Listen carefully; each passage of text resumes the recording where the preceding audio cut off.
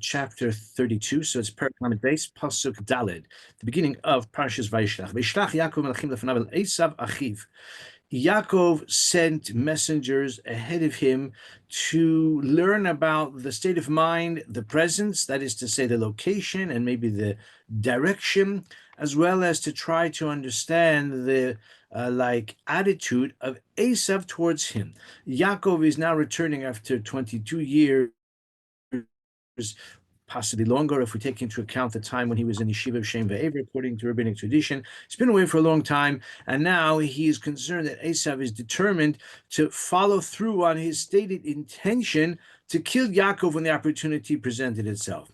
And even though he really said, when my father dies, but who knows if he may have lost patience. So Yaakov is uncertain, and he's very worried about the frame of mind of Esav. What I want to look at together is a few passages, a few psukim in the first episode in our Seder, and then we'll look at something else a bit later on as well. Fascinating subject. So let's start with Yaakov's message that he sends through the agency of these messengers, maybe they were angels even, to Esav. And he says to him as follows in Pasuk Hey, Vayitzavo Sam Lemor, and he instructed them, saying, Ko somru la'adoni le'Esav, so shall you say to my master Esav. Ko amar avdecha Yaakov, so says your servant Jacob. So he's taking a kind of obsequious posture. He's assuming a position of inferiority, and he's addressing Esav with great reverence, great respect and honor. Okay, here's the message. Im Lavan garti v'char ad ata. I sojourn with Lavan. I say sojourn because the word gar in Hebrew, even though we say, like, if you ask someone, Efata gar, where do you live? So it just means like, where do you reside? That's the usage that we say in English, where do you live? It means where is your abode? Where do you reside? The South Africans say, where do you stay? Which actually is a bit better, because the word garti means to sojourn. It has the connotation of a ger. A ger is a newcomer, maybe an alien, like ger Toshav is a resident alien. It's a designation for someone who resides in a place, but he may not have the rights of a citizen. It has the connotation of someone who perhaps, as we said before, is just one who sojourns. And even though that's a slightly archaic term nowadays, but actually it's the right way to capture the meaning of Garti. And therefore the sages wonder, what is the hidden meaning, or what is the implied meaning of the choice of words, Garti? Why does he say Lavan Garti v'char ata, and I have delayed my return until now? He doesn't say that I was setting up raising a family, although he did raise a family there. But the word Garti connotes, as I said, that he was only there as a temporary resident, didn't acquire prestige, didn't become an aristocrat or a nobleman there. And that's the first comment of Rashi, that he says to Esav, I did not acquire any great prominence or prestige, and therefore you don't need to resent me or to hate me because of the blessings that I was given, that I'm going to become a great, prominent, prestigious, influential, wealthy, prosperous person. It hasn't happened, Garti. But haTurim also refers to another tradition, also mentioned by Rashi, very well known, the Taryag mitzvahs shamarti. I kept Taryag mitzvahs, I kept all of the 613 commandments. Says the haTurim, he mentions that tradition. Says the haTurim, the word Garti actually appears in the Tanakh in only one other place, even though the word lagur, which is to reside or to sojourn, and the word ger, like gerim, ger yezarecha beretz olahem, your descendants, Hashem told Avram, will be strangers in a strange land. The word ger appears in many contexts of ger, toshav, and ger tzedek. We have a lot of occasions where the word ger appears, but the word garti, which means I sojourned, appears here in Lavan Garti, and only one other place in the Tanakh. The pasuk says, Oya li ki garti meshech. Woe to me because I sojourned for so long. It refers to the status of the Jewish people not in their own land, where they, you could say, resided in their own. They established their own land. They established their own commonwealth, their own sovereign country, which they did for a certain period of time, for several hundred years. It didn't go so smoothly, but they lived in their own land. But this pasuk refers, Oyali, woe to me, ki garti meshach, because I have been I've sojourned, I've been a ger. That is to say, I have lived in foreign lands for so long. So that's the pasuk about garti. It says the Baal haTurim that because Yaakov addressed Esav as Adoni with that obsequious term, my master. At the end of the day, they're brothers, they're twin brothers, besides which Rivka ensured that Yaakov would get the superior bracha, the bracha of the firstborn from Yitzchak. Why is he assuming such an inferior, almost insecure posture vis-a-vis his brother Esav? And according to the Baal HaTurim, which we find in Chazal in a number of places, regarding this particular interaction, Yaakov is criticized because he addressed his brother as Adoni. So for that reason, his descendants were destined to indeed be inferior, to be sojourners, to be people who don't really have an established, respected claim on a place to live. They will be strangers in a strange land, as the Jewish people have been in exile for many centuries, as we know, almost 2,000 years now. So this is the consequence, that's the remez. He said in Lavan Garti, Kosumar Laduni Esav, so she said to my master Esav, I was just like a Shnip with Lavan for all those years. I wasn't highly respected or regarded. I was just, I never acquired rights of citizenship or anything like that. So says the Baal HaTurim, Yaakov was called to account for that. And I would like to mention what he says later on. If you look in verse 15, in this same perek, Pasuk Tes Vav. So here we have the list of the tribute that Yaakov sent to Esav. Izim Masayim Ushashim Esrim, Rechilim Masayim Ve'elim Esrim, which means that 200 female goats and 20 male goats, 200 ewes and 20 rams. This pasuk has an interesting feature that is not very common. I never noticed it because I'm not nearly as astute as Baal HaTurim, but because I'm learning Baal HaTurim, so now I'm alerted to an interesting feature. This is a pasuk in which every word in the pasuk ends with the letter mem. Izim, Masayim, Usashim, Esrim, Rechilim, Masayim, Ve'elim, Esrim. It's a pasuk in which each of the 8 words ends with a mem. Says the Baal HaTurim on that pasuk, we find at the end of the Parasha, the Torah enumerates 8 generations of descendants of Esav who were kings.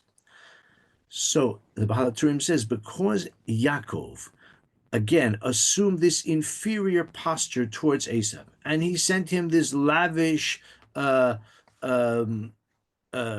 tribute, trying desperately to curry favor with Esav. So the letter mem stands for melech. The 8 repetitions, or the 8 occasions, the 8 instances of words that end with the letter mem in this pasuk allude to the 8 generations of melachim, of kings that will descend from Esav before the Jewish people had even one king.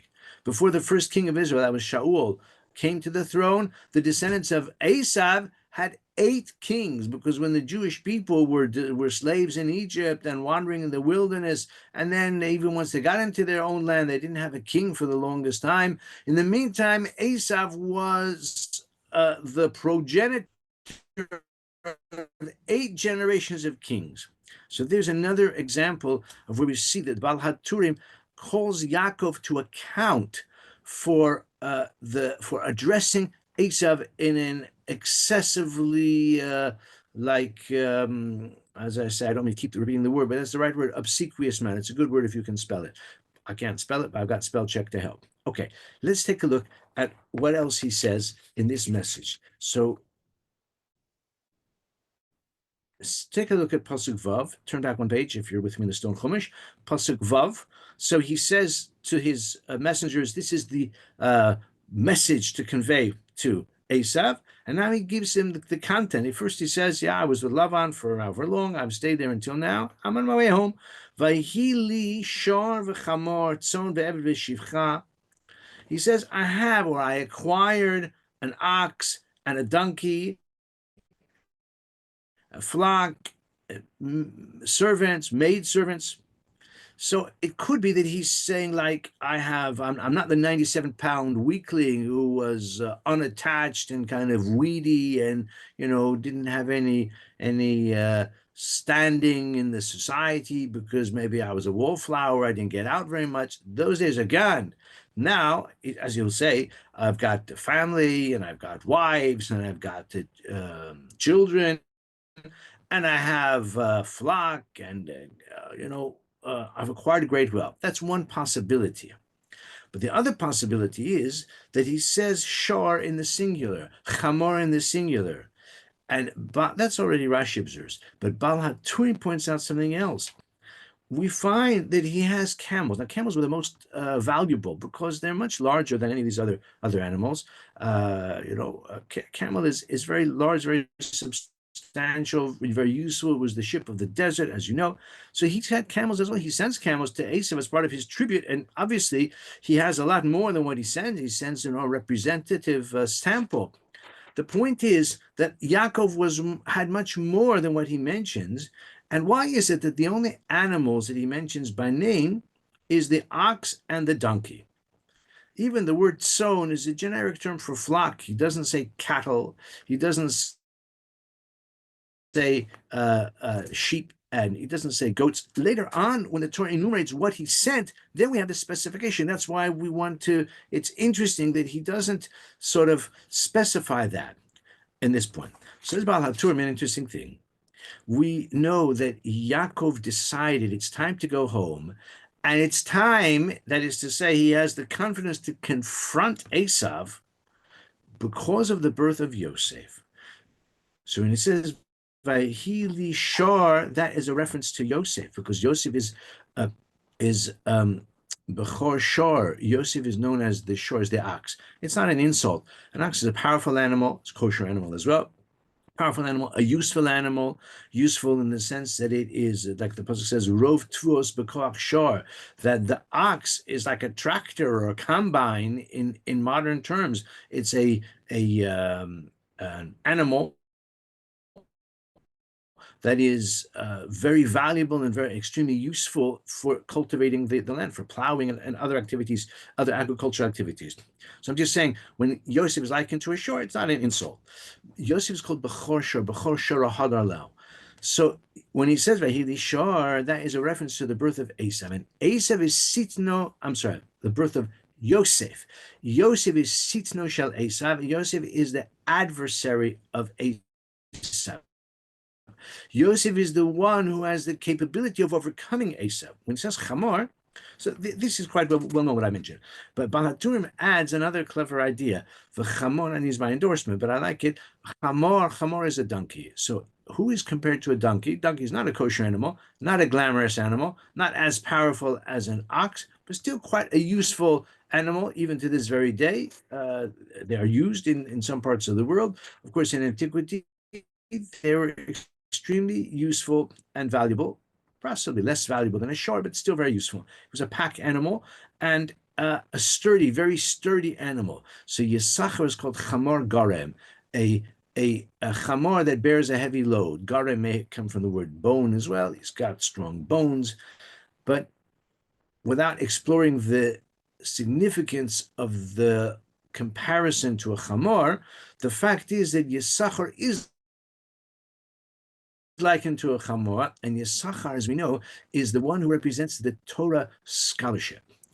Yisachar is the one who made the famous partnership with Zvulun. Zvulun was a merchant, a wayfarer in the merchant marines. That was Zvulun, and Yisachar, like it says, the pasuk says, Smach Yisachar, Smach Zvulun b'tzeisecha v'Yisachar ba'ohalecha, and Yisachar in your tents of study. Yisachar represents the intelligentsia of the Jewish people, the Torah scholars. I say intelligentsia deliberately because the Rambam maintains that the tribe of Zvulun, who were the wayfarers, were very skillful with astronomy and were able to navigate the high seas because they had such an expert understanding of the astronomy, and presumably they would have acquired that with the help of the scholarship and of the brain power of Yisachar. And the Rambam mentions that, and that's why they were so expert in Kiddush and Chodesh and things like that. But Yisachar represents the Torah, the Talmidei Chachamim, and therefore it's the Kol Yaakov, the voice of Yaakov, the Kol Torah, and the Kol Tefillah. So according to Baal HaTurim, when Yosef sends a message, Vayili Shor, he says, I've got this shore, which is Yosef, and that's why I can stand up to you. So don't think that the time has come for you to overcome me. On the contrary, I've got Yosef who has the capacity to see you off. The Chamor, I've got the merit. It was his father who said, HaKol Kol Yaakov. So Yaakov said, I got the merit of the best Kol Yaakov, the voice of the study of Torah, and that is Yisachar, who is likened to a Chamor. This is I think, a very beautiful drash. He also adds, Baal HaTurim adds that the words Li Shor, Vayhi Li Shor, is Gematria 546. I checked it out to be sure that it's correct. 546, and that is the Gematria of the words Shenolad Yosef. So when he says Vayhi Li Shor, there's a remez Shenolad Yosef. Yosef is born. Okay, he was still quite young, but that represents the confidence now that Yaakov has to return to his homeland and to confront Esav. Even though, as we know, he was still very insecure about it. He was very cautious about it. You could say even very afraid. The Torah says he was afraid. It's not just my own judgment or my surmise. The Torah says he was very afraid. And he may have been perhaps criticized for being so afraid, but Yaakov was concerned that perhaps his merit had lapsed. Hashem promised him, but perhaps his own wrongdoing meant that he forfeited the blessing. Okay. In any case, here we see a more confident aspect in which, according to the code, Vayhi Shor v'Chamar refers to the merit that Yaakov had, and he's saying to Esav, don't think that you're going to overcome me. I've got the Shor, which is Yosef. I've got the Torah, which is Yisachar. That's the Kol Yaakov. Turn with me now a few verses further, a few psukim to Pasuk Yud. And here we have a beautiful pasuk. V'yomer Yaakov, Elohei Avi Avraham, v'Elohei Avi Yitzchak. God of my father Avraham, God of my father Yitzchak. Avram is his grandfather, but father and grandfather, the Torah uses the terms often does not distinguish.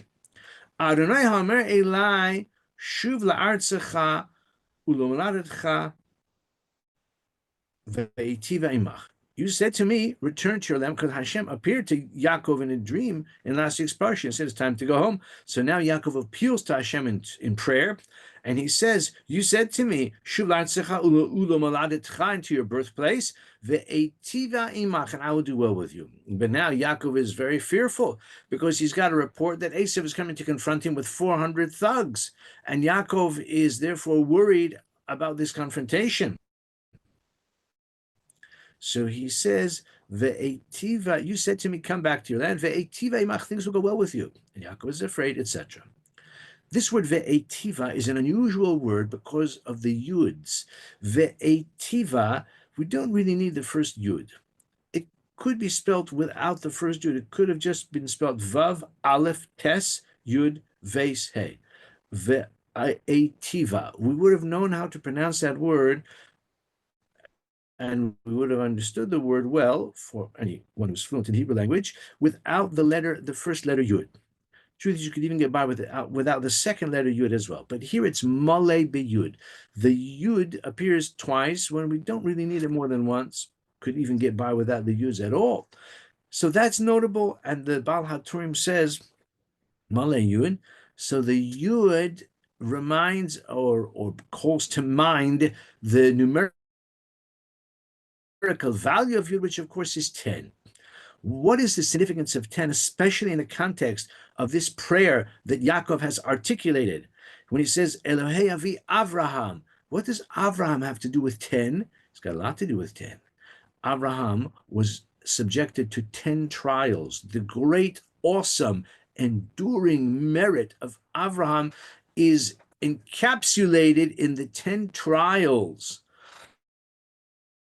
of which perhaps the most difficult was Zakeres Yitzchak, in which case his father Yitzchak also has a role, was also a participant in that. But in any case, the letter Yud says, Balatrim, it's not my own idea, Balatrim says, it alludes to the Asaris Yono. So Yaakov is appealing to the merit of his grandfather Avraham. Now, Balatrim doesn't say more than that in understanding the significance of the letter Yud.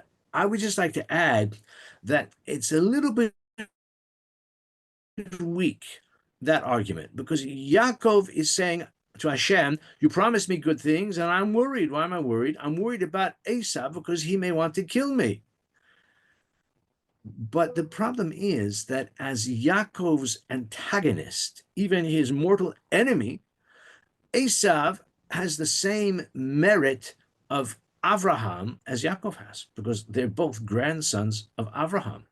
They were twins in the womb. So whatever connection Yaakov has to Abraham, Esau has the same connection. Now, of course, you could say that Yaakov is a faithful descendant of Abraham, and Esau has gone off the derech. That may be true, but the fact is that, if you're saying that the merit of Abraham will stand by the side of Yaakov, you might say, or one could conjecture, perhaps Esau could come back with the same retort and say, well, let stand by my side as well. Again, you could say that if Esau has betrayed the legacy of Abraham, but in any case, I've got another suggestion. Although I wouldn't be telling you this if I just had that question on the 10. I like to apply the 10 in a slightly different way. We find that Yaakov received 10 blessings from his father. Etc. Chazal count 10 features, 10 different facets of that blessing. I'm talking about the great blessing that Yitzchak gave to Yaakov. Okay, perhaps he thought it was Esau, perhaps he really knew it wasn't Esau, but in any case, he did give that bracha to Yaakov. And therefore, the Yud could be a remez to the 10 brachos. Yaakov says in his tefillah, Ve'etiva, you said you will do well for me. The Yud is an allusion to the 10 brachos that Yitzchak gave him. Yaakov says to Hashem, don't let down Yitzchak, my father. He gave me 10 blessings of all bounty and wonderful things. Don't allow those blessings to clang to the ground to ring hollow. Later on, actually, when they do meet, if you look at in Perek Lamed Gimel Pasuk Tes, chapter 33, verse 9, which you can find in your art school if you're with me in the art school on page 178. So Esau has declined all of those gifts, even then he does take them, but initially he declines, because now he's in a wonderful mood. Yaakov perhaps has succeeded in winning his favor, and when they do meet, actually, so Esau is all lovey-dovey. Esau, yeshli rav, I've got lots. Achi yehi lecha asher lach. My brother, you keep what is yours. Achi yehi lecha asher lach. Says the Rabbeinu Bechaya, there are 10 letters there. Yehi lecha asher lach has 10 letters corresponding to the 10 brachos. And Rashi already says, Mikan shahodelo al ha-brachos. When Esav said to Yaakov, Yehi lecha asher lach, you keep what is yours, he was alluding to the blessings that Yaakov received. That was the whole pretense. Maybe it was the genuine reason why Esau was so angry and so violently, had such violent designs on Yaakov. And now he has relented and he says, you know what? I'll let bygones be bygones. You keep the blessing. Yilecha asher lach. Says about haTurim, Yehi lecha asher lach, the gematria is 645. The same gematria as Ze habrachos. This is the blessings. So that's what haTurim says. I'm just adding Rabbeinu Bechaya has another remez, perhaps not quite as sophisticated, to say that the 10 letters correspond to the 10 blessings. And in any case, Rashi himself also says, Mikan shehodelo al ha-brachos. From here we see that Esau ultimately did acknowledge that Yaakov deserves the blessings, but in any case, the drash of Baal haTurim that the Yud alludes to the number 10, and Yaakov is like invoking the merit of the 10. It could be the merit of the 10 brachos that Yitzchak gave him, and therefore he's praying to Hashem. You said Etive Imach with the Malay Yud, so the Yud could allude to those 10. In the minutes we have left, my friends, I want to share with you a thought on the Shidduch prospects, which is the title we gave to our little discussion tonight, for those who pay close attention to those advertisements. So here we have the Shidduch prospects. So Yaakov doesn't need a Shidduch. He's got a wife, he's got another wife, he's got two concubines on the side. He's got enough to keep him busy. But he does have some Shidduch thoughts, because the Torah tells us in this week's Parasha that Dinah, after he meets Esav and after he emerges unscathed from the confrontation with Esav, Esav goes on his way to Seir, and Yaakov goes on his way, and he reaches the town of Shechem, and he settles down outside perhaps the walls of the city of Shechem. Then the pasuk says in Perek Lamed Aleph, chapter 34, the beginning of chapter 34, page 180 in the Stone Chumash, V'teitze Dinah bas Leah asher yalda leYaakov lir'os b'vnos haaretz. Dinah, the son of Leah, who bore her to Yaakov, she went out to see the daughters of the land.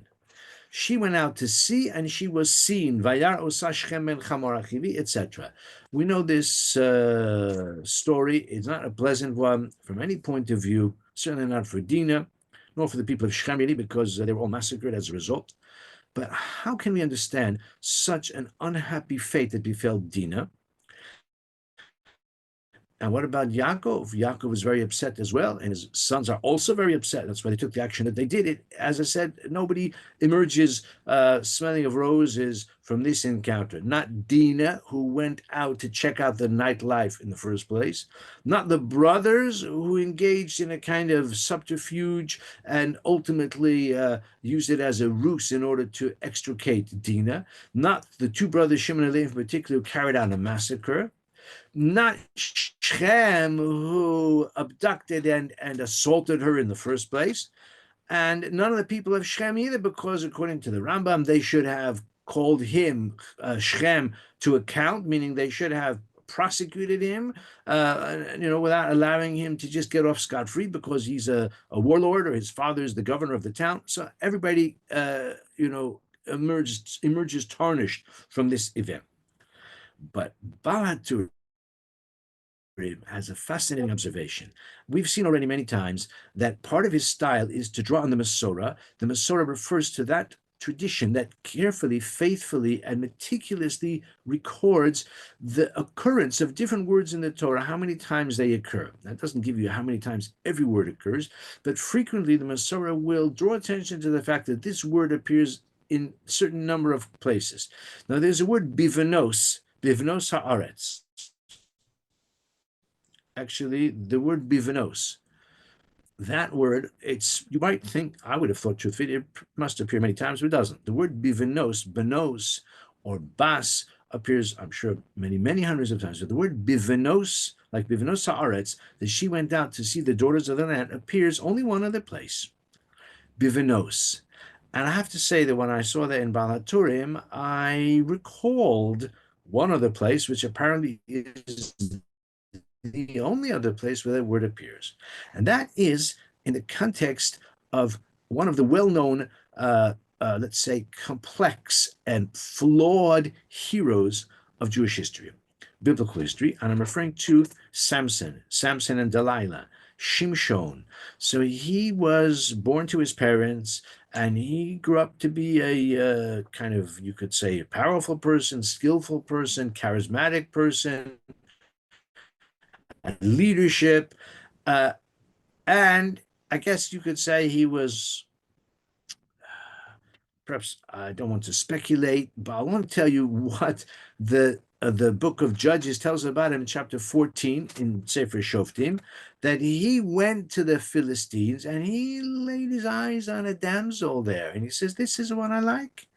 Okay, she may be a Philistine floozy, as I learned that word from Ruthie, but she's the one I want. And his parents were not very happy about it. They said, Ha'ein bivnos achecha, is there no one among the daughters of your brethren, uh, that you should take from them a wife? Why do you have to go to the Philistines and, pick her up in a discotheque or wherever he found her? Maybe he met her on J date. Anybody can go on J date. Who knows how he found her? And they tried to dissuade him, and he insisted, she's the one I want. Says the haTurim that there is a connection here. I mean, that's his frequent approach, that a word that appears in two different places, even though they're unrelated, if a particular word appears in those two places, there may be a remez. Says Bal HaTurim, this hints to the fact that Yaakov was in a certain way responsible for Dinah having, let's say, she wants to get out. She wants to see the sights and meet the people. Why wasn't Dinah, happy at home? The answer is she was a single girl and she wants to have a social life. Why didn't Yaakov marry her off? So you say, well, who could he marry off to? The answer is found in a famous comment of Rashi regarding the Torah that mentions the number of children of Yaakov. Now we know that Yaakov had, every school child knows, Yaakov had 12 sons. He also had a daughter, Dinah. But even though he had 12 sons, but one of the sons was not yet born as of our Parasha, only later on in the Parasha. But as of the beginning of the Parasha, he only had 11 sons, and he had Dinah. So the Torah makes reference to the 11 children of Yaakov. Now you could say, just refers to his 11 sons, and Dinah is not mentioned. She was a girl, and you might say that she wasn't included. But Chachamim don't look at it that way. Chachamim say, no, Dinah was very important. Dinah was part of the family. Okay, maybe she was a tomboy, maybe she's not a tomboy. She had a lot of brothers. We don't know if she had any sisters for sure. We don't know. Perhaps she did. We don't know about them. We know about Dinah and all of her brothers. She would have been included in the count. Of course, Yaakov loves her. He's concerned for her. Besides which, a girl, she's vulnerable. So the Chachamim say, and Rashi quotes it, that Dinah, because of Yaakov's concern for Dinah, he hid her away. He put her in a chest with some, ventilation vents, and kept her from the attention of Esav, thinking and fearing if Esav, who's such a ruffian, if he sees my ravishing daughter, he's going to want her, even though she's demure and she's got such fine qualities, and maybe, I don't know, maybe they appeal to Esav, but they don't appeal to Esav, but he's going to want her. I don't want her to be seized by Esav. So therefore, Yaakov kept her from the attention of Esav. Says the Medrash, Yaakov is called to account for that. The Medrash quotes a pasuk in of Lamas Mere'ehu Chesed. Yaakov has withheld from his brother kindness. What was the kindness? The kindness is to let Esav see Dinah, and maybe he will take Dinah. Maybe he'll take her in a gentlemanly way, in a kind of a dignified way, or maybe he'll even take her in another way. It would not have been worse than what happened to her with Shechem. Shechem abducted her, raped her. I don't need to delve into too many further details, alluded to in Rashi, and says Medrash, it's partly comeback for Yaakov, because Yaakov prevented her from coming into the orbit of Esav, and instead her fate was much worse than that. And the remez is, says the Baal, according to Baal HaTurim, this is the remez about Shimshon.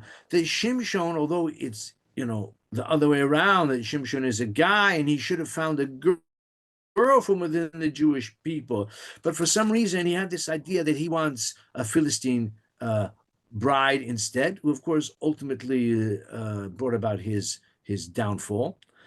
And in a similar way, Yaakov should have allowed Esav at least to see Dinah, and if he had married Dinah, so as Rav Yaakov Kamenetsky says, was there a better mensch? Was there somebody better available?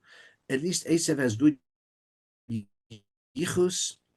So, okay, maybe he's crass, and maybe he's streetwise. He's the hunter. He's not the cerebral yeshiva product, but at least he's got something going for him. So from here we see, and I'm not prescribing a kind of shidduch formula or strategy, just observing that Yaakov was holding out. I'm not quite sure for whom he was holding out for Dinah. Again, who else was available was better, I'm not sure. But Yaakov did not countenance the possibility of Dinah marrying Esau. And as an echo of that, says the Baal HaTurim, we find that centuries later, we find, not that it's cause and effect necessarily, but there's a similar scenario in which Shimshon, for whatever the reason, he had a juk barosh, that he is in love, maybe infatuated with this Philistine girl, and as a result, he won't listen to reason from his parents to take a Jewish girl, and maybe it's an echo of a similar kind of phenomenon. This is a kind of provocative suggestion of Baal HaTurim. So I know we've gone over by a few minutes, but I have saved the sort of punchline for the end here with the Shidduch prospects. So I hope that you enjoyed this year. Some insights from Baal HaTurim, a bit of elaboration or embellishment on my part, but hey, that's what I'm here for. So thank you to everyone, and I wish everybody a wonderful Shabbos. Very beautiful share by Simon. Thank you. Thank you. Thank you. Good Shabbos. Good Shabbos. Good Shabbos to everyone. Shabbos. Thank you very much. Good Shabbos. Good Shabbos. Later too. Rabbi Simon. Yeah. Hiya. I just Hi. missed that bit about the mem. Which posuk was that with the mem With at the the mem. end every? Yeah. No, I said that the mems are towards the beginning. It's I couldn't in find it. it's Perek Lamed Beis Pasuk Tes Vav. But I said that the mems, there are 8 words in the pasuk. They all end with the letter mem, and they allude to the 8 generations of the descendants of Esau who were kings, and that is at the end of the parsha. So if you want to look at the end of the parsha, it's a bit technical. We don't normally dwell on it that much. And I'm not saying it's not important. It's just I to love that. I appreciate love it. the It's not mem. so. It's so clever. Do you find the mems? Yeah. Yeah. I've not So he says found it. Is that, it Lamed Mem? Did you say? no, it's Lamed Beis, Perek Sorry. Lamed Beis, Pasuk Tes Vav, chapter, I'll tell you in English, chapter 32, verse 15. And that Pasuk has 8 words, each of which end with the letter Mem, and that is the tribute, part of the tribute that Yaakov sent to Esau. It's part of his, again, like posture of obsequiousness in which he's trying to curry favor to win the favor of Esau. So the Baal HaTurim says that as a kind of payback for that, as you could say, punishment for that, Esau succeeded in, Esau, the Torah records how Esau had 8 descendants, generations of descendants who were kings before the Jewish people had even one king. So that Amazing. is the mem alludes to the letter, to the word melech, the king. And those at the end of the parsha. Amazing. You have, you got it in, I'll tell you where it is to be exact. It's chapter 36, verses 31 to 39. Yeah, it's the end of the end of the parsha. There you have the 8 generations corresponding to the 8 words that end with the letter mem from melech. Yeah, clever. Amazing. And where were they the kings of? Oh, it says it here. Mm-hmm. Okay. Thank you. Yeah, they're the kings of Seir, the kings of Edom, the kings of the sort of, that's right. Those were the tribe of Esau, which he became the progenitor of a big tribe, big nation, and generation after generation, they had 8 kings. You don't have that every time where the son succeeds his father on the throne. You can have revolution, you can have civil war. You can have assassinations, you can have exile, you can have a lot of things. To have son after son for 8 generations doesn't happen every time. That's what Esau had, and the Jewish people had not even one king during that time. So again, that shows like a kind of almost rebuke for Yaakov, because he assumed that inferior position vis-a-vis Esau. Not in 8 generations of kings until Moshe Rabbeinu. Yeah, it's actually from Shaul. We say it's from Shaul, even though we say by Hebrew Melech, maybe Moshe Rabbeinu, but I saw the notes here say it's from Shaul. Before Shaul was the first king, so prior to that, Esav was producing had descendants who were kings during all of that time. And what about Dinah? If what happened would not have happened, then who could she have married? Perhaps somebody brought into the household of Yaakov Avinu. Yeah, it's a good question. That's what the Mefarshim ask on the Medrash, really. Or I'm sorry. So the Mefarshim say that Yaakov is to be faulted. He should have let her marry Esav, even though Esav may be flawed, of course, in all the different ways. But what other more attractive, more deserving prospects were available to her? They didn't have Soyo at Sinai in those days. They didn't have network of international shadchanim, for all of the yeshiva boys. What options were available? Even Yitzchak and Rivka sent Yaakov back to Haran to marry a family member. So maybe he should have found someone, from the family then. So, since he's excluded Esav, who else is she going to marry? With all those brothers, surely they had friends. Yeah, go ahead. That's what I would say to the young boys. They should have friends, you're right. Well, friend rather than their, thuggish uncle. Yeah, you're quite right. Yeah. What was acceptable? Did she get married in the end? When I just want to reply to Chani's question about did she get married in the end? Actually, Rashi says that Shimon, her brother Shimon, took it upon himself to find a husband for her. Not clear who that is. It could be even that Shimon married her. It was very difficult to say because Shimon was a full brother. So I don't know if Shimon could have married her. It would have been incestuous. Maybe Shimon found a husband for her. It's a bit unclear who she married. Perhaps she did not marry because, again, I don't want to be crass, but a girl with such experience, she's been used goods, so perhaps people are not eager to marry a girl like that, maybe through no fault of her own, or maybe it was a little bit her fault, as I've alluded to. Perhaps she was a bit too outgoing. I saw someone has just pointed out here, one of our listeners from Israel, that the question of who the 12 sons of Yaakov married also requires some consideration, because the Torah doesn't tell us who they married for the most part. I bet you who we know about, but the others we don't know who they married. And there are two traditions Rashi mentions. One is that they married Canaanite women, in which case, again, you can wonder, why did they marry Canaanite women? Yitzchak was not allowed to marry a Canaanite woman. Yaakov was not allowed. And now, suddenly Yaakov seems to be quite sanguine. They all married Canaanite women, but we don't know who else they would marry. That's the sort of derech hapshat.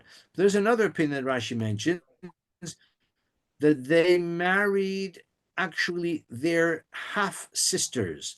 That, although the Torah doesn't mention it, but the brothers, the sons of Yaakov, were born with a twin sister. So they were able to marry their half sisters, not the full sister with the same mother, but a sister with the same father. And that way they kept it within the family. I don't know how great it is for the gene pool, but they kept it within the family, and these were deserving and worthy, Shidduch possibilities. Those are two opinions that I mentioned in the Medrash. But either way you look at it, the question of who Dinah should marry and who is a better prospect for her than Esav, it remains an open question, and that's why the Chazal criticized Yaakov for standing in the way, for preventing her from marrying Esav. Okay.